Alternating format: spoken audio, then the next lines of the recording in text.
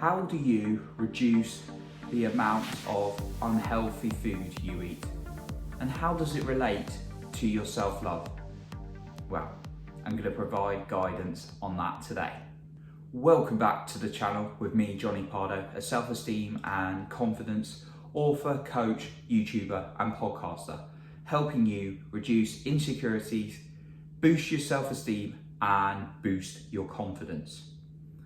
For me, I've had ups and downs like anyone in life, as I've shared in previous videos and in my latest book and in my podcasts. But there were times where last year when I was really down, really kind of not liking myself, not liking life, not severe but pretty bad. I really wasn't happy in parts of my life. And I had a habit of, when I was coming home from work, before all this coronavirus kicked off, when we were allowed in the offices and things like that, I'd come back from work and I'd pop into the shop and I'd get something like a pack of vegan, the vegan brownies, the vegan Rocky Roads, things like that. And I'd eat them because temporarily, for a few seconds, they made me feel good and I enjoyed them. But that would follow with extreme levels of feeling anxious, overwhelmed, and all these negative thoughts building up in my head again. And I perhaps wasn't exercising as much, and I wasn't eating as much organic food. I was eating these processed things. It was draining my energy as well as the negative thoughts, and it did not improve my mood until I got to a place where I just really decided enough was enough and I wanted to work on myself again. But recently, a couple of weeks ago, I feel amazing now, but a couple of weeks ago I had quite a bad setback in my personal life. And what I decided to keep doing, I allowed myself to think that through, which is always good, and I talked about in my previous video a little bit about overthinking, that do allow yourself time to think as well as getting on with things.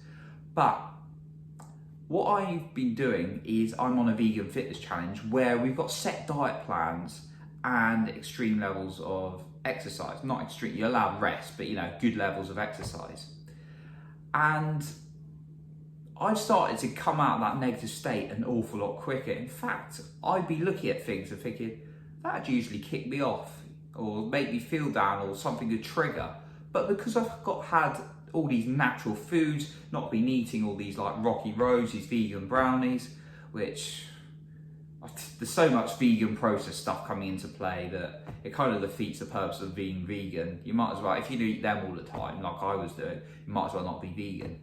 But when I've been eating these whole foods and exercising, started feeling amazing and bringing myself back to this positive state, getting back to football, feeling so energetic.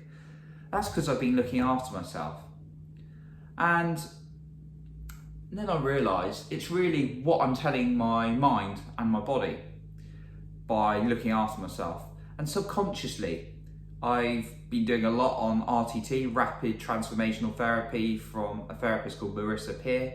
Brilliant, doing the course recently. And it's so much on your subconscious and the messages and information you take in that goes into your subconscious. Because think about it, when you don't suddenly start feeling good and you're like, oh, I don't know where that's come from, or suddenly you start feeling amazing, you don't know where that's coming from. That's from the information and the stories you're telling yourself.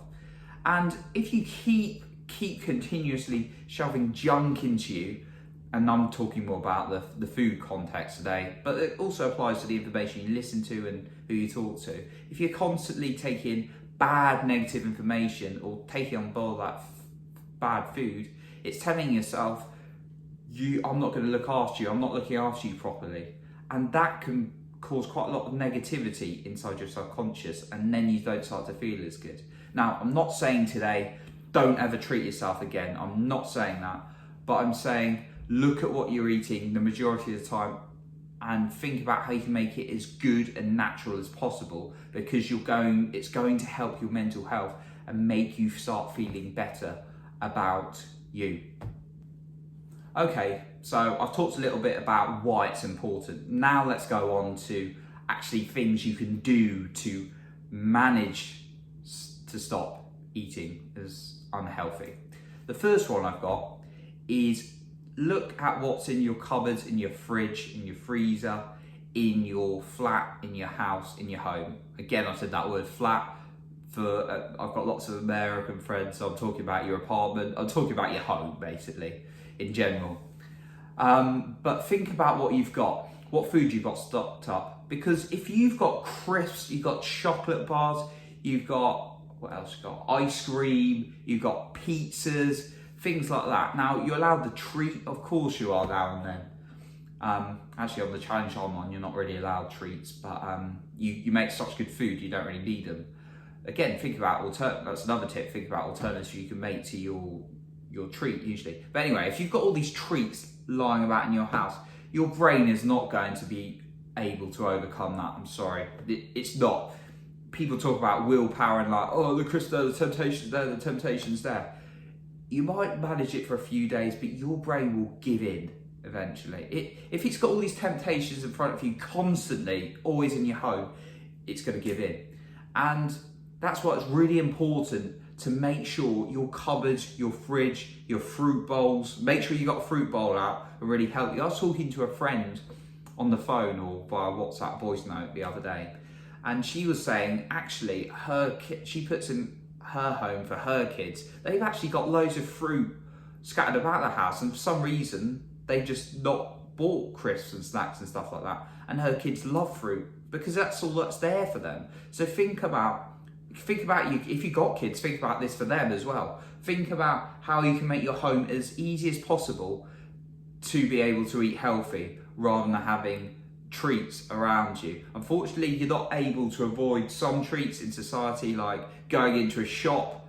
Obviously, I'll come on to some other tips to avoid that in a minute, but your home is the most important one because you're going to be there for a lot of time. So make sure you don't have all these unhealthy temptations lying about, because that's half the battle. My second tip is meal prepping, and this is about thinking what you're going to have in the next day, at least a day in advance, or maybe meal plan for the whole week. Be flexible when you need it, but think about it. When we get hungry and we're like, oh, what should we start to eat now? It is easy because we're hungry to get that instant gratification of, oh, I need to just grab something to eat, and then suddenly there's a processed sandwich in the shop next door. You might have snacks around the house, which if you go back to our first point, hopefully you don't, or just grabbing something really, really quickly because you haven't planned. So if you plan out your meals, you've got an idea of what you should be eating throughout your day. I use MyFitnessPal, which is a really good app. And then I'm trying to plan my meals daily, but I might go into a weekly view, so it saves me a bit more time, even though it will be a little bit more time on the Sunday. But going through the week, I'm able to identify what I'm eating, what macros I'm taking in, what's the protein I'm taking in, what are the fats and what are the carbohydrates I'm taking in, what are the calories, and I'm able to see that view and know when I'm going to eat. It sounds a bit overboard, but it's going to help you preparing for suddenly getting hungry and then thinking, oh, what should I eat? So that's my next point. Think about what you can really have, how you can prepare your meals as much as possible. My third point goes a little bit back to what I was talking about, going into temptations and things in the world. Obviously, my first point was about trying to reduce that temptation in the home, so definitely do that. But this third point is avoiding temptation elsewhere. And this is going down to a why. Understanding why you want to eat healthy. Because we can forget easy, and then in the moment we're like, I really need something to eat. But if you've got something on a note card and you take it around with you of the real reason why you want to eat more healthy, and have several reasons what it's going to do for you and what's going to happen to you if you don't do it. So healthy reasons, you could get more into shape. You could start to feel more energetic. Mentally, you feel on top of things because you're eating well. Those could be good reasons. If you don't do it, you're going to perhaps have health issues if you keep eating burger after burger or pizza after pizza. You might get tired, it's going to drain your energy and therefore you can't do as much. So write down some of those reasons on the card, the for and the against. What's going to happen if you don't start eating more healthy, or what's going to happen if you do. So that's my third tip. The next point is joining a fitness program. So I joined the Vegan Fitness Challenge, as I said, and you don't have to be vegan. I'm not saying in this video you have to be vegan. I'm suggesting that you eat as well as you can majority of the time, just so you can start to feel good, and that's going to help your self-love and respect because you're giving yourself a good message. But going back to the point, You don't have to be vegan, but joining a fitness program or a nutrition program, what I'm on is a combination of both, can really help because you've got it planned out for you and you've got experts. Now it might cost a little bit. Mine costs, I can't remember, 100, 150 pounds, which isn't much considering I can probably use it and adapt it for life. And then it's given me a good foundation to work from, just to help improve my mental well-being, my physical well-being continuously, getting such good value. And actually there's a cash prize if I win at the end for if I've got the best body transformation, but there's a lot of people going for it. But for me, that'd be great, but what's even better would be the mental and physical transformation. But if you join these programs, they can really help you understand what you need to do. And then you've got people also going for it, so you see you're not alone. So that's my next suggestion. Look at fitness or nutrition programs that might be able to help you. And then the final point is accountability. When we're accountable to other people, we're more likely to achieve things, research has shown, in many, many areas. So telling someone, I'm going to eat that many calories for that day, I'm going to do this exercise for that day. So we're talking more about the nutrition of what you're eating today. But saying, I'm going to eat this, this and this, and then saying, you've got to check in with me each day, and then I can be accountable to you or give them a returning favour, makes it more likely we're going to do it. Because when we're just accountable to ourselves, that's great, and we should respect ourselves so highly. But if we've got an added level of accountability, that's going to help. That's why it's quite good to get a nutritionist or a fitness trainer. Now, those are quite expensive, and I don't have them, but I've got programs. But what I do is with my goals, which aren't all necessarily nutritional, they're like writing books, by coaching and everything like that. I have goals, I have marketing targets to hit. I make sure I'm accountable to other people as well. So think about who you could be accountable to, and it's free. Asking a close friend or family or someone you work with to be accountable to them. Make sure you get a good accountability partner as possible to help you become healthier. And adding on from that last point on being accountable, I gave some advice to a previous colleague I worked with, who was actually quite a good mate, about looking after nutrition. And then he was telling me, I still got these these crisps in the home. And my response was, why on earth have you got crisps and those temptations in the home? I've told you this, don't have them in the home. And actually that made him, the second time I said it, made him get rid of it, and then he started to lose an awful lot of weight and get in such good shape, and he was so grateful. So that is an example of how being accountable and moving things away out of your home that are temptations can really help. So my question today is, what challenges do you have around eating healthy? Put your comments in the comments below. Today we've talked about how eating healthy can really make you feel good about you, in terms of it's a message going into your subconscious, telling yourself that I'm going to look after you. You can treat yourself now and then. I'm not saying eat clean, eat religiously clean for the rest of your life, but if you're treating yourself with constant rubbish, then that's what you're telling your subconscious. You're going to lose your energy, you're not going to feel as good as well.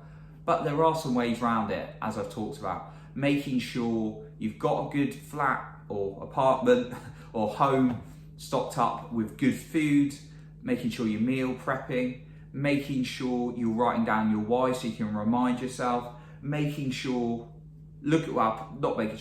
perhaps looking at a fitness program, a nutritional program that might help you, and that accountability, that can be an added level.